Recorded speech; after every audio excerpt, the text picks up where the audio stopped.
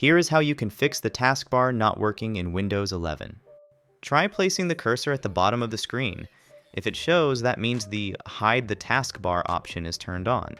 To turn it off, simply right-click on the blank space of your desktop and open Personalize Settings. Scroll down and find the option for Taskbar. Open it.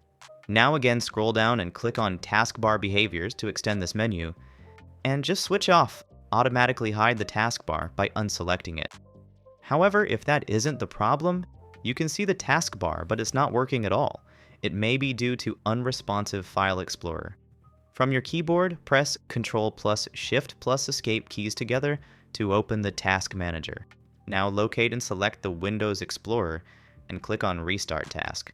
The File Explorer will restart. Go and see if this fixes the issue.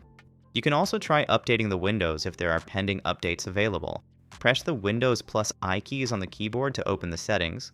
Go to Windows Update from the lower left side and click on the Check for Updates button. Windows will automatically download the available updates. Just restart your PC to install them. Sometimes malware inflictions can also cause your Windows taskbar to cause unresponsive behavior. Just open your Windows settings again by pressing Windows plus I keys. Select Privacy and Security from the left panel. Now click on Windows Security and go to Virus and Threat Protection.